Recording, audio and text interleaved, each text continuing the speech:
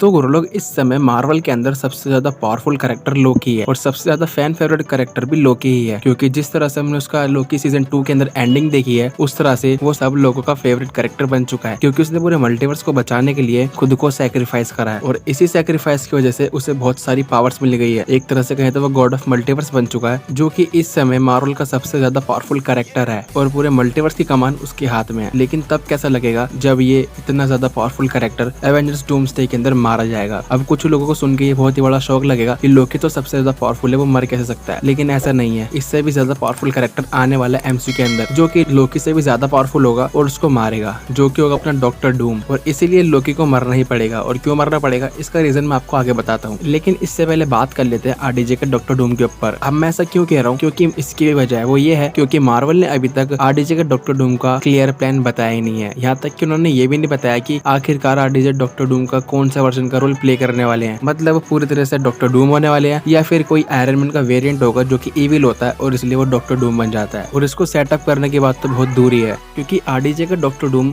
अभी तक का सबसे ज्यादा पावरफुल और इंटेलिजेंट कैरेक्टर होने वाला है और अपने मल्टीवर्स सागा का मेन विलन होने वाला है। लेकिन इसको अभी तक एमसीयू के अंदर डेब्यू भी नहीं किया गया है और इसका डेब्यू भी तभी होगा जब एवेंजर्स डूम्सडे मूवी आएगी और उसी की अगली मूवी के अंदर इसे खत्म भी कर दिया जाएगा, जो कि बहुत ही कम टाइम देता है इस कैरेक्टर को, क्योंकि ये एक ऐसा कैरेक्टर है जिसको थैनोस से भी ज्यादा वक्त मिलना चाहिए था लेकिन मिला नहीं। इसे एक ही मूवी के अंदर दिखाएंगे और दूसरी मूवी के अंदर खत्म भी कर देंगे और ये इसकी पूरी स्टोरी लाइन को बर्बाद कर सकता है, क्योंकि जो अपना थैनोस था उसे पूरा एक सागा दिया गया था उसको डेवलप करने के लिए, उसको मेंटेन करने के लिए, ताकि जब इसको प्रॉपरली दिखाया तो इसके बारे में थोड़ी बहुत जानकारी हो और इससे लोग कनेक्ट भी कर जाए। क्योंकि सबसे पहली बार इसको 2012 की द एवेंजर्स के अंदर दिखाया गया था और उसके बाद धीरे धीरे इसके बारे में बात करते गए थे और इसकी अपीयरेंस भी होती रही थी, जिससे ये कितना बड़ा थ्रेट है इसके बारे में पता लगता था। लेकिन डॉक्टर डूम का भी डेब्यू भी नहीं हुआ है और न उसकी कोई भी बात कर रहा है, उसे डायरेक्टली डूम्सडे के अंदर दिखा दिया जाएगा और इसीलिए इससे इसकी कहानी भी थोड़ी बहुत गड़बड़ा भी सकती है। लेकिन खैर छोड़ो, मार्वल कैसे न कैसे करके इसकी स्टोरी लाइन भी सेटअप कर ही देगा। और अब बात करते हैं कि लोकी का मरना क्यों जरूरी है डूम्सडे के अंदर। तो देखो, लोकी इस समय पे सबसे ज्यादा पावरफुल है और मल्टीवर्स को होल्ड करके रखा है, और जो डॉक्टर डूम है वो मल्टीवर्स का डिस्ट्रॉयर है और उसको काफी ज्यादा पावर चाहिए होगी एक बैटल वर्ल्ड क्रिएट करने के लिए,